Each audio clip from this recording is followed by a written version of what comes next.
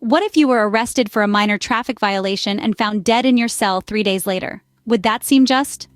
Imagine a simple failure to signal leading to a grim demise. This is not a plot of a dark thriller, but the real-life story of Sandra Bland, a black woman who, in 2015, found herself in such a horrifying predicament: a traffic stop, an arrest, and then death in custody. This is the chilling reality of Sandra Bland's case. On July 10, 2015, Sandra Bland was pulled over for a minor traffic violation in Prairie View, Texas. It was an ordinary summer day, but little did anyone know, it was about to take a dreadful turn. Sandra Bland, a vibrant 28-year-old woman, was stopped by a state trooper for failing to signal a lane change. A routine traffic stop, one might think. But this was far from routine. The encounter quickly escalated, the tension palpable even in the absence of visuals. The trooper, Brian Encinia, approached the vehicle and engaged in a conversation that began as standard procedure. However, the dialogue took a sharp turn when Sandra was asked to extinguish her cigarette. She questioned why she needed to do so in her own car, and this was when the situation spiraled out of control. Encinia ordered Sandra out of her vehicle. When she refused, he threatened to forcibly remove her, even brandishing his taser and shouting, "I will light you up." There was a struggle, off camera, where Sandra was handcuffed and arrested for assaulting a public servant. The conversation and subsequent confrontation, all captured on the trooper's dashcam, displayed a shocking abuse of power and a complete disregard for basic civil rights. The stop was initially for a minor traffic violation, yet it led to a full-blown altercation, culminating in Sandra's arrest.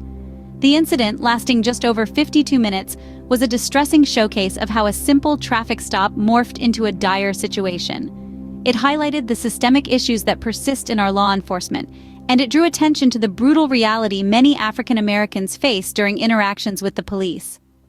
Sandra Bland's arrest was a grim testament of a traffic stop gone horribly wrong.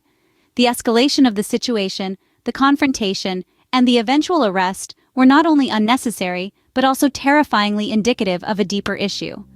This traffic stop would set in motion a series of events that would end tragically. This incident, starting from a minor traffic violation, would tragically spiral into a series of events that would ultimately lead to the untimely death of Sandra Bland. Opening. After her arrest, Sandra Bland was taken to the Waller County Jail. From the moment she stepped into Waller County Jail, Sandra Bland found herself in a place far removed from justice and fairness. The jail was no sanctuary, but rather a symbol of a system fraught with irregularities and indifference. The conditions at Waller County Jail were nothing short of dismal. The walls echoed with the cries of inmates, a chilling reminder of the harsh reality faced by those within its confines. The cold, hard floor served as a constant reminder of the freedom that had been stripped away. The air was thick with despair, a palpable sensation that hung heavy in the atmosphere. Reports suggest that Sandra Bland was subject to mistreatment during her time in jail. This wasn't just a case of a few rogue individuals acting out of line. Rather, it was indicative of a systemic issue, a deeply ingrained culture of disregard for the rights and dignity of those incarcerated. The lack of surveillance footage is a glaring inconsistency in the narrative surrounding Sandra Bland's time in jail. In an age where technology is ubiquitous and surveillance is commonplace, the absence of video documentation raises a multitude of questions. It casts a long, dark shadow of doubt and suspicion over the circumstances of her incarceration. But the most chilling chapter in this narrative is the discovery of Sandra Bland's lifeless body in her cell, just 3 days after her arrest. The official report claimed suicide, but the circumstances surrounding her death remained shrouded in controversy. An energetic and vibrant woman, Sandra Bland was known for her passionate activism. Her sudden, tragic end was a shock to all who knew her, and it sparked a nationwide outcry for justice. Closing. 3 days later, Sandra Bland was found dead in her cell. The chilling reality of Sandra Bland's fate is a stark reminder of the deeply rooted problems in our justice system. It underscores the urgent need for reform and accountability as we continue to grapple with the question, what really happened to Sandra Bland? The news of Sandra Bland's death sparked outrage and protest across the nation. The public's response was immediate and visceral. The story of a routine traffic stop escalating into a tragic death ignited a powder keg of emotions. The flames of anger, frustration, and pain swept across the nation, manifesting in protests and demands for justice.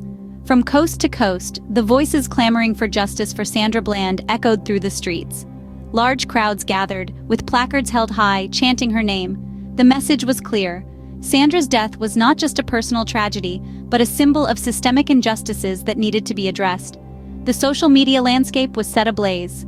The hashtag #SayHerName became a rallying cry, a beacon for those demanding a change. Sandra Bland's name was no longer just a name, it had become a symbol, a call to action, a demand for justice and reform. The public outrage was not limited to the streets or the digital world. It seeped into boardrooms, classrooms, and living rooms. Conversations about racial profiling, police brutality, and the need for reform in our justice system were no longer avoidable. Sandra Bland's story had brought these issues to the forefront of the national consciousness. Celebrities, activists, and politicians lent their voices to the cause, amplifying the demand for justice. The outrage was palpable, the demand for change urgent. People from all walks of life, all races, all backgrounds were united in their call for justice for Sandra Bland. But the wheels of justice are often slow to turn. Despite the public outcry, despite the protests, despite the impassioned pleas, justice seemed elusive. The investigations dragged on. The questions remained. The answers unsatisfactory.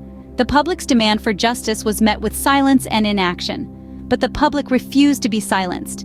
They continued to march. They continued to chant. They continued to demand justice for Sandra Bland, because they knew that her story was not just her own. It was the story of many, lost in the system, silenced by the very institutions meant to protect them. But despite the public outcry, justice seemed elusive. An investigation was launched into Sandra Bland's death, but it left more questions than answers. In the wake of her untimely demise, authorities embarked on a quest to unravel the circumstances surrounding her death, a quest that stumbled upon a labyrinth of complexities, controversies, and unanswered questions. The official investigation findings pointed to suicide as the cause of Sandra's death. However, this conclusion was met, not with acceptance, but with a surge of disbelief and skepticism. Many questioned the credibility of the official narrative, citing inconsistencies and irregularities. For instance, the troubling absence of surveillance footage capturing the crucial hours leading to her death raised eyebrows.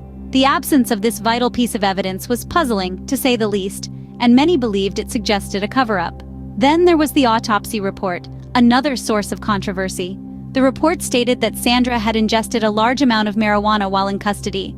Yet how could she have acquired such a substance within the confines of a jail cell? This question, among others, remained unanswered, fueling suspicion and distrust. Moreover, Sandra's mental health was brought into the spotlight. Reports suggested she had previously attempted suicide. Yet her family and friends vehemently denied these claims, arguing that Sandra was in a positive state of mind and looking forward to starting a new job. This stark contrast between the official narrative and the accounts of those who knew Sandra personally only deepened the mystery surrounding her death. Lastly, the most poignant question of all: why would Sandra, a vibrant, passionate champion of civil rights, take her own life shortly after a minor traffic violation? This question, perhaps more than any other, continues to haunt those who seek the truth about Sandra's untimely death. Sandra Bland's death was ruled a suicide, but many remain unconvinced. The mystery surrounding her demise persists, and the questions continue to mount. As we delve deeper into this perplexing case, one thing is clear: the quest for truth in Sandra Bland's story is far from over. Sandra Bland's death had a profound impact on the nation and continues to resonate today. Her story sparked a nationwide movement, a rallying cry that echoed from coast to coast. #SayHerName. Born out of the urgent need to recognize and resist the violence and discrimination faced by Black women, the hashtag #SayHerName became a symbol of solidarity and a demand for justice and reform. This movement was not just about Sandra Bland, but about all the Black women and girls who have been victims of police violence. It was a call to the nation, to society, to acknowledge their lives, their experiences, their names.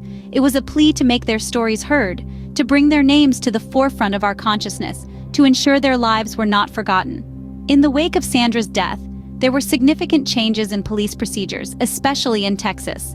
A new law named the Sandra Bland Act was passed.